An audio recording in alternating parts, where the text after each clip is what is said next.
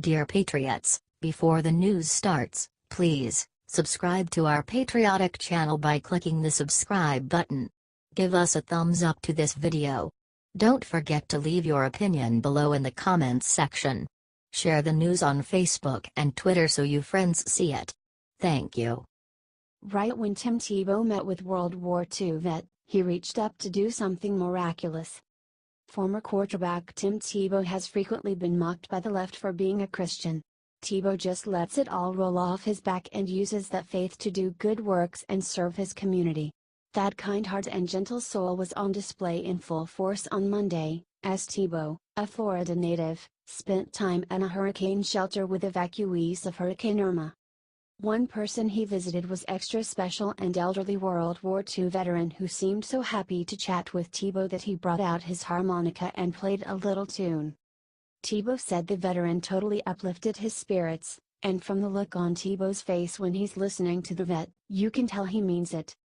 Tebow was a star quarterback for the University of Florida football team, and went on to play for the Denver Broncos and the New York Jets. He later switched to baseball and now plays in the New York Mets' minor league system. Tim Tebow is a humble, kind celebrity who is frequently spotted showing enormous grace and class. He's exactly the kind of guy we need in popular culture for kids to look up to and emulate.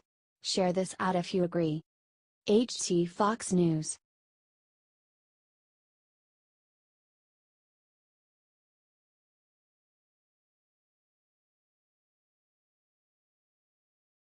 Busted Hillary Clinton lawyer Cheryl Mills just got crushed by karma like never before. A judge in Maryland just slammed Hillary Clinton's shady lawyers with a heaping spoonful of justice on Monday. Circuit Judge Paul F. Harris Jr. ordered the Maryland bar to investigate Cheryl Mills, Heather Samuelson, and David E. Kendall for destroying thousands of Hillary Clinton's emails. Ty Clevenger, a New York attorney hell-bent on attempting to prove Hillary Clinton committed perjury, filed a complaint against the lawyers, saying they should be investigated for wrongdoing. Judge Harris commented that Clevenger's complaint appears to have merit. Former FBI Director James Comey declined to pursue charges against Clinton for using a private email server as Secretary of State, compromising classified information. The FBI offered Cheryl Mills and Heather Samuelson immunity for their testimony. Things are finally starting to catch up to Hillary Clinton. The process is slow. She's a big fish to fry and she isn't going to get busted over just anything, even if the least thing she's done would put an ordinary person away for years and years. The evidence is piling up though, and we're here to document all of it. The lawyers are now under investigation. The truth will come to the light. The media isn't going to advertise this one, so share it far and wide, patriots. HT Fox News.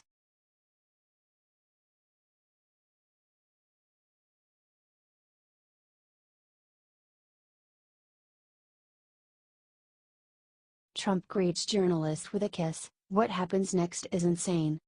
Katie Tur, NBC's former Trump correspondent, is coming out with a new book about her experience on the campaign trail. Inside, she makes a desperate attempt to cash in on her brief working relationship with the president. Trump's less than stellar opinion of Tur is well documented.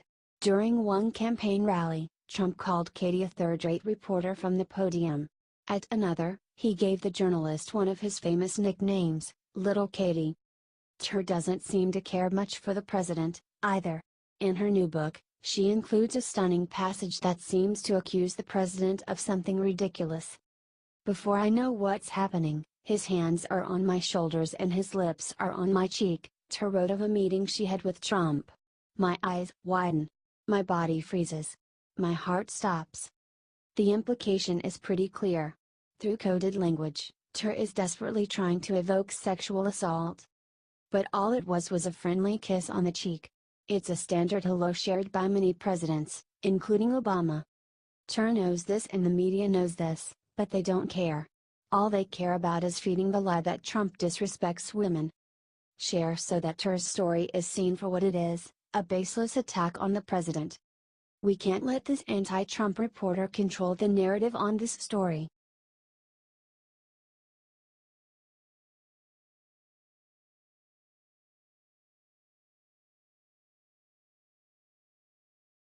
Sneak attack. McConnell put a nasty surprise in new debt deal that Dems are gonna hate.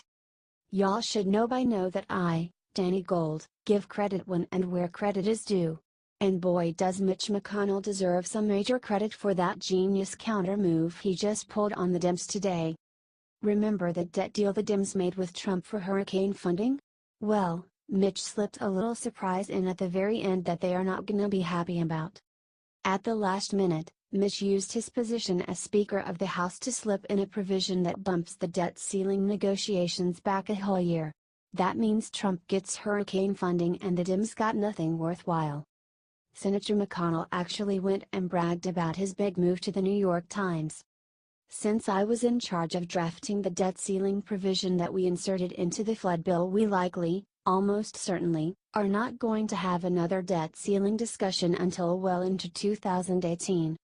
One of the advantages of being the majority leader is you control the paper, McConnell bragged to the Times. I wrote it in such a way that it does not prevent what is frequently done, which is the use of extraordinary measures. The minority leader and his team were trying to get us not to write it that way, but I did write it that way and that is the way it passed. Seems like this is a big win for Republicans who are hoping not to have more debt ceiling negotiations until after the 2018 elections. Still, President Trump has yet to comment on McConnell's move. If you all are glad that Mitch McConnell actually did something as the majority leader for a change, let him know it by getting this shared out on FB, Twitter, and whatever else you can think of.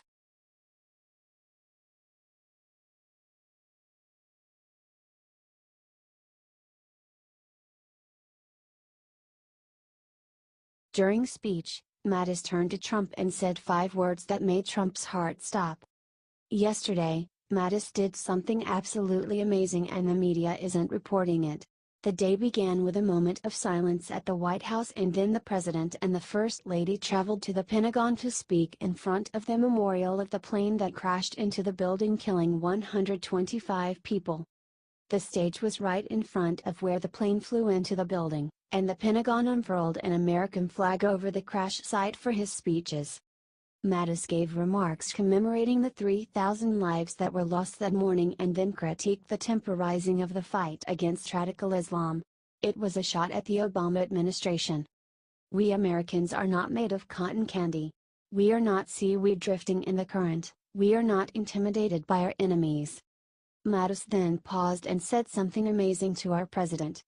Mr. President, your military does not scare. What an amazing speech. Mattis then continued. Our nation's troops today are worthy successors of our Revolutionary Army at Valley Forge, worthy successors of our valiant sailors at Midway and our Marines at bloody Iwo Jima, men and women of your armed forces, America having signed a blank check to the protection of the American people and to the defense of our Constitution, a check payable with their very lives. Your military stands ready and confident to defend this country, this experiment in democracy. God bless our troops. Share this everywhere if you are thankful to God that we have real leadership back in this country in the form of Mattis. He will make this country strong again.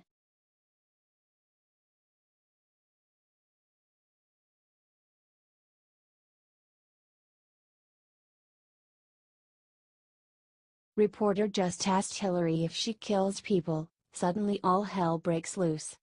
Conservative journalist Laura Luma asked Hillary Clinton a question that everyone has been wanting to know.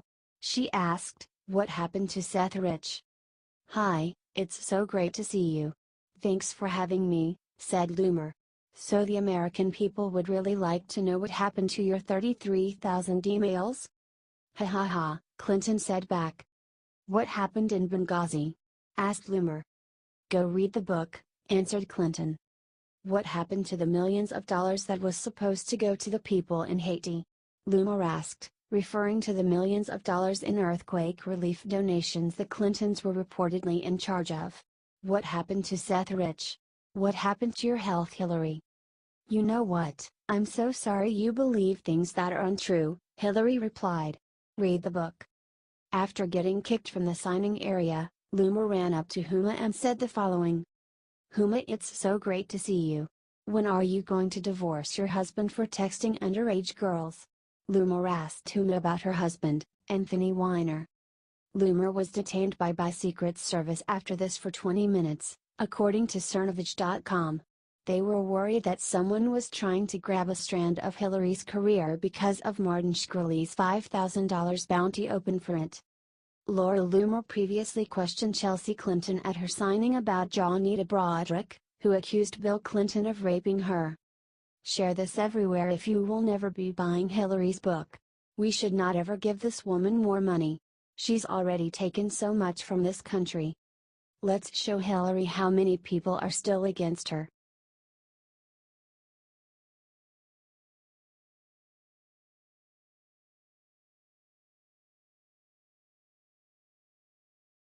When anchor called Trump a white supremacist, Tucker Carlson blasted ESPN with the cold hard truth.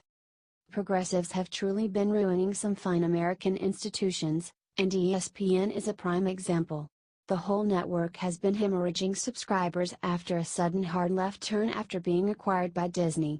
These are the same guys who wouldn't let an Asian American anchor named Robert Lee comment on a football game at the University of Virginia because someone might be offended. Yeah. They're that crazy. Now, what did ESPN do about this offensive tweet? Not much. The network released a statement the next day saying the comments on Twitter Jemele Hill regarding the president do not represent the position of ESPN. We have addressed this with Jemele and she recognizes her actions were inappropriate. Oh, really? If she recognizes that her actions were inappropriate, why didn't she delete her tweet? In other words, nothing happened. Tucker Carlson at least was paying attention and was willing to call out Hill and ESPN, calling her statements a bizarre Twitter rant, saying ESPN stood for endlessly stupid political nagging, recalling that when Glenn Beck said something similar about Barack Obama, the world stopped. When asked to comment, Carlson's guest Fox Sports reported Clay Travis said of ESPN's comment, "It means that nothing actually happened because Hill is saying what the higher-ups at ESPN believe. I think this goes all the way to the top. Tucker. Disney and ESPN have decided we want to be a left-wing sports network." Boom. Said but true, folks. Another thing leftists have destroyed. Share this out if you are joining millions of others and turning off ESPN. HT The Hill.